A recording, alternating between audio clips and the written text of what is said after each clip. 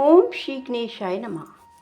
राधे राधे बंधुओं, आज मैं आपको श्रवण करवा रही हूँ बैसाख मास महात्म की कथा का पहला अध्याय।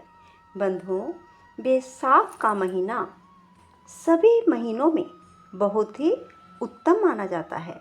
बैसाख के महीने में प्रातःकाल जल्दी उठकर स्नान किया जाता है और यदि बैसाख के महीने में गंगा स्नान किया जाए तो उसका तो कहना ही क्या है। बंधुओं, बैसाख के महीने में प्रातःकाल जल्दी स्नान करने के बाद त्रिवेणी का सिंचन किया जाता है। त्रिवेणी किसे कहते हैं? 3 वृक्ष जिन्हें देव तुल्य माना जाता है, जिसमें पीपल का वृक्ष, वट वृक्ष और नीम शामिल हैं। जहाँ कहीं भी ये तीनों वृक्ष एक साथ हों उन्हें त्रिवेणी कहा जाता है। स्नान के बाद त्रिवेणी में कच्चा दूध अर्पित किया जाता है और रोली से तिलक किया जाता है। चावल चढ़ाए जाते हैं और मौली चढ़ाई जाती है। बंधुओं, इसके बाद दीपक लगाकर एक परिक्रमा की जाती है। बंधुओं, बैसाख मास में जल दान का, अन्न दान का बहुत अधिक महत्व है। पक्षियों को दाना डालें, प्यासों को पानी पिलाएं, गौओं को हरा चारा खिलाएं। बैसाख मास में ऐसा करने से अत्यधिक पुण्य प्राप्त होता है। बंधुओं, अब मैं आपको बैसाख मास महात्म की कथा का पहला अध्याय श्रवण करवा रही हूँ। बोलो विष्णु भगवान की जय।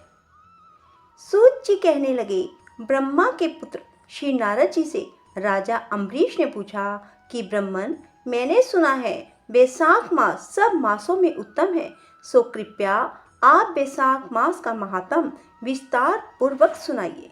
यह मास भगवान को क्यों प्यारा है? इस मास में क्या दान करना चाहिए और उसका फल क्या है?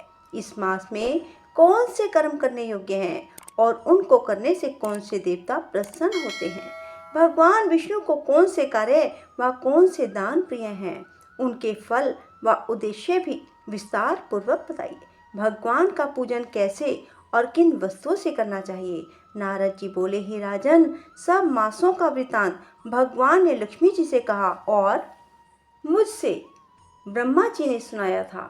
जिस प्रकार यह मास विद्याओं में वेद विद्या, मंत्रों में प्रणव, वृक्षों में कल्प वृक्ष, गौओं में कामधेनु, नागों में शेष, पक्षियों में गरुड़, देवों में विष्णु, वर्णों में ब्राह्मण, प्रिय वस्तुओं में प्राण, मित्रों में भार्या, नदियों में गंगा, तेजस्वियों में सूर्य, अस्त्र शस्त्रों में चक्र, धातुओं में स्वर्ण, वैष्णवों में शिव, रत्नों में कौस्तुभ मणि के समान है।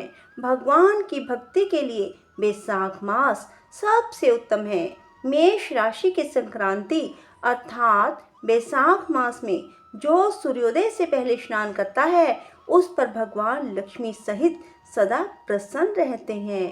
बैसाख मास में स्नान करने वाले सब पापों से मुक्त होकर बैकुंठ को जाते हैं। बैसाख मास में सूर्योदय से पहले जो एक बार भी स्नान करके या स्नान के निमित्त एक पग भी चलता है उसको कई एक अश्वमेध यज्ञों का फल मिलता है। बैसाख मास में नगर से बाहर थोड़े से जल में भी स्नान करने से यम आज्ञा से उनके पापों का फल नष्ट हो जाता है। विष्णु भगवान की आज्ञा से बैसाख मास में सूर्योदय से 6 घड़ी तक सब तीर्थों के अधिष्ठाता देवता जल के बाहर मनुष्यों के हित के लिए ठहरते हैं, परंतु इस समय तक जो स्नान के लिए नहीं आते उनको श्राप देकर वह अपने धाम को चले जाते हैं। इसलिए बैसाख मास का स्नान सभी को अवश्य करना चाहिए। बोलो विष्णु भगवान की जय हो, लक्ष्मी माता की जय हो। बंधुओं, बैसाख मास में श्रीमद् भागवत गीता पढ़ने का भी बहुत महत्व है। बंधुओं, मैं आपको श्री गीता जी का शॉर्ट में अध्याय श्रवण करवा रही हूँ। गीता जी का पहला अध्याय।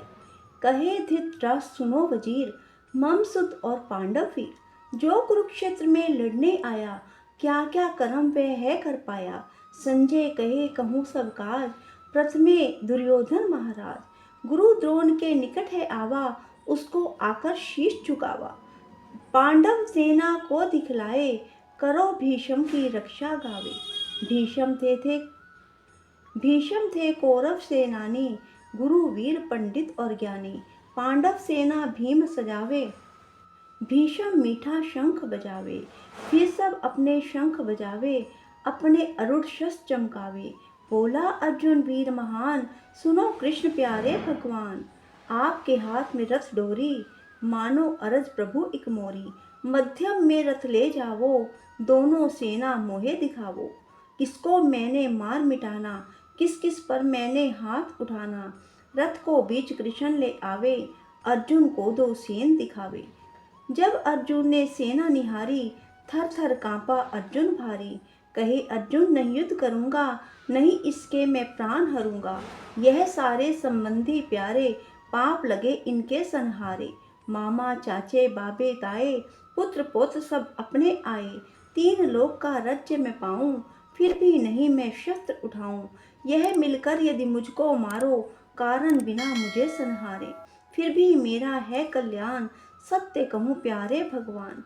कुल का घात नहीं है पाप, इनको मारे है संताप। कुल पुरुष सभी मर जावें, तब पापन नारी हो ध्यावे।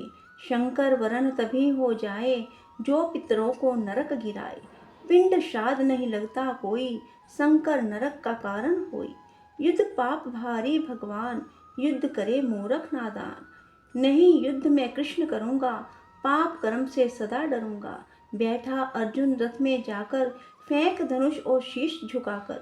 थर थर कांपे अर्जुन वीर, नैनों से बहता था नीर। बोलो कृष्ण भगवान की जय।